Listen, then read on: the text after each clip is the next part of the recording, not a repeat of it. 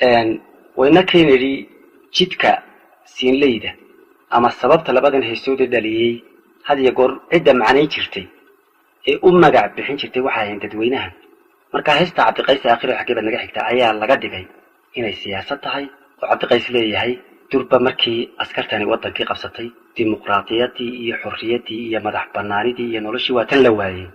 xaqee bay qabatay noloshii iyo xorriyadii hadalka iyo macnaha hadii ka dhigo afka dadka ayuun bay arraxmaan raacdayo dabeedna halkan waxay sheegaysaa in xorriyadii iyo dimuqraadiyadii iyo arrimaha cabdiraadinaya ay durba laalmeen oo aan lahayn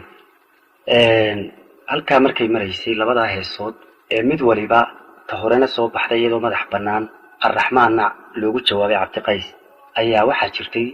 riwaayad markaa ka soo baxday jaamacadda la foole oo ragga ka qayb galay siinley intooda badani ay markaa joogeen waxa la oran jiray aqoon iyo afkarad waxay lahayd heesaheeda waxa ka mid ahaa hees la yiraahdo saxarla ama dadku ay ku gartaan waan soo socdaa koodii waxna waa sidaa labadii heesihii riwaayadii ku jiray aqoon iyo afkarad waxa ku duwan baa Cabdiqays ugu tagay Djibouti waxaana ka mid ahayd saxarla Cabdiqays wuxuu og yahay oo haystaayo kale heestiisii aakhiro tahadraawi ugaga jawaabay arraxmaan maxaa dhacay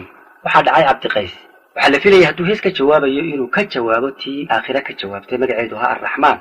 umuu baydhine heestii loo jiray saxarla ee riwaayadda ku jirtay ee iyadu ujeedadeedu ay ku salaysnayd riwaayadda ayuu ka soo jawaabay Cabdiqays marka labada heesood aan iminka tiriyay kama mid ahayn siinley laakiin sabab waxay u ahaayeen siinley aynu hadaba si toosa siinleydii waan cabaar ka sheekeeyay ujeedadeeda iyo midhaheeda u gallo sidaan u sheegayna siinley kow waxaa ka ahayd heestii madaxa bannaanayd ee magaceeda la odhan jiray saxarla heestaas oo uu lahaa ninka la yidhaahdo Hadraawi waxay tidhi husinaan dharaartii la sargooyay dunidee rabbigay sameeyey cirka sare u taagay xidigaha siraatiyo dayax suudimeeriyo lagu sugay cadceedee sagalkiyo daruurtiyo lagu xidhay sitaacee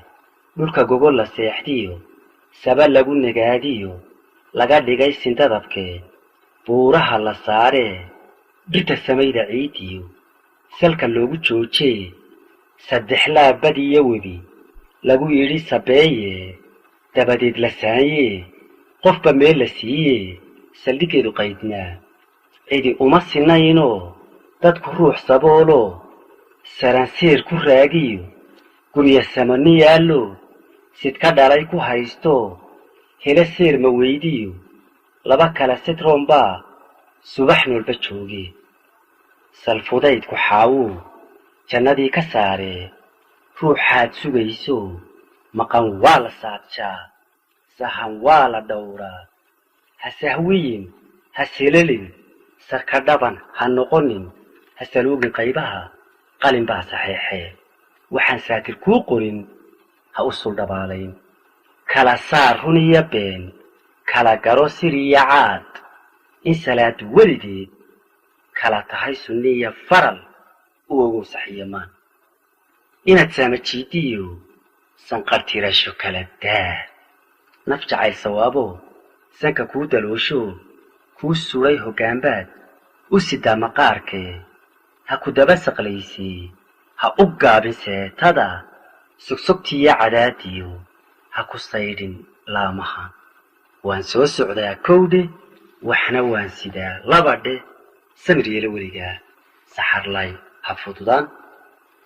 waxaa alla qadaray intaasi noqoto heestii furtay siinley ee uu Cabdiqays ka soo jawaabay markii Cabdiqays ka soo jawaabay ayay silsilad noqotayoo hal abuuradii kale geeyiga joogay ilaa Djibouti ay markaa ka soo qayb galeen sidaasay siinley ku soo shaac baxday